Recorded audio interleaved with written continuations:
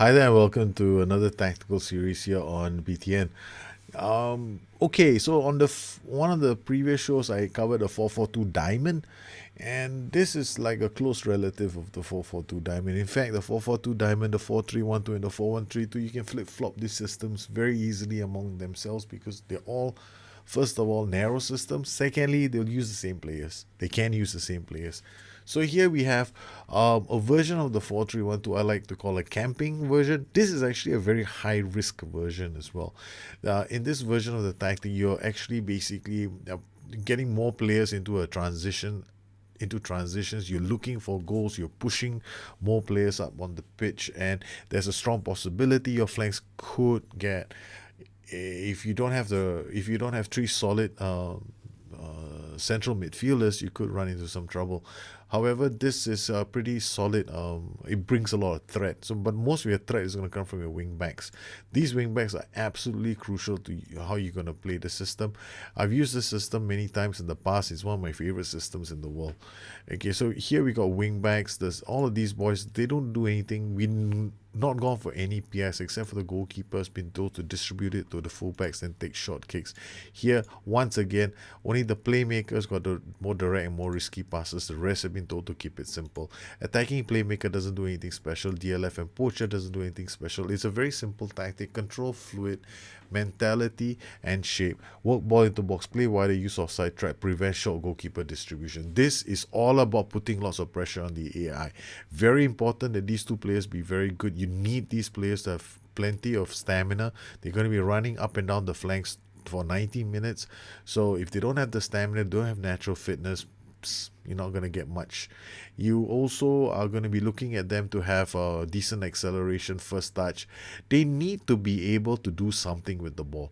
If they don't have acceleration, they don't have crossing and dribbling, then they're just going to get up and down the flanks. They're just going to pass the ball back to one of these players over here.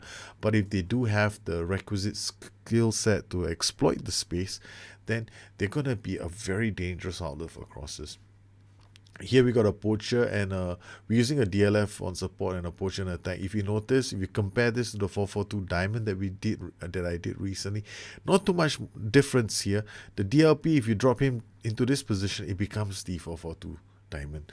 Now, here we've got with fluid. Now, the thing about tactics is this: I like to I like to keep things simple. So if I were to look at a 4-3-1-2 a bit, where I wanted to control the match a bit more, and I was looking at keeping possession of the ball and working opportunities for ourselves over a considerable amount of time. We might be grinding out results here. Then my wingbacks are gonna be a bit more restrained. I'll be a wingback support, still using the same combination, still using the same PIs and TIs. Only difference here: control, flexible. Sorry, TIs will be different. Here we're going to use the play out of defense team instruction. Now, once again, use offside trap, entirely up to you. You can use it, you don't have to use it, but I would recommend in most cases you do. You can definitely go with a defend duty here and a defend duty here. It's just an old force of habit for this tactic. I just seem to like cover and stopper combinations here, but they still work. What you're looking for whenever you see this tactic is these three players. They've got to absolutely win the second ball. You're going to be putting a lot of pressure on the back line. These guys, when the ball is cleared, if they don't start winning the ball, you either uh, may need to push the defensive line up a bit more, or you probably need better players in these three slots, because in most cases they should be winning the second ball. Now, on the flanks, once again, these guys, they are going to be bombing up and down a fair bit. So you want these two central defenders to be the best that you can find. Positioning is important. They have to have they have to have good jumping reach and hitting, because chances are most of the teams that are going to be playing against you, they're going to give you a lot of problems with crosses. So you're going to have to deal with these crosses. Having two players here who can handle crosses is going to be ideal. Basically, that's the control version. For the camping version, not too much different. Work ball into box, play wider, use of side trap, prevent short goalkeeper distribution. As you know, there aren't too many things different between these two tactics.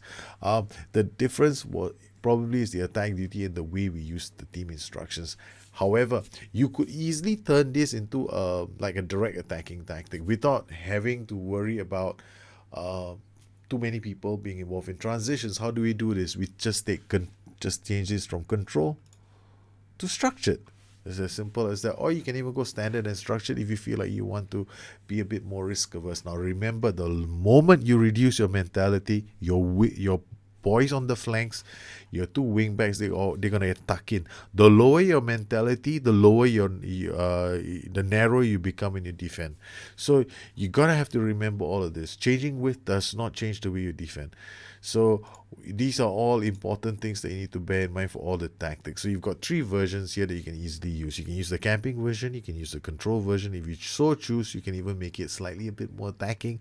You can raise your attacking mentality, go structured, and you'll see the boys try to eke out spaces.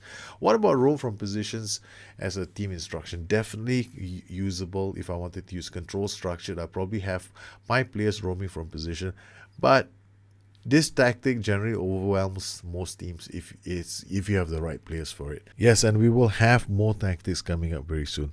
I'd like to thank all of you for your continued support of my Patron channel. You guys take care, have a good one. I'll catch up with you soon. Bye bye.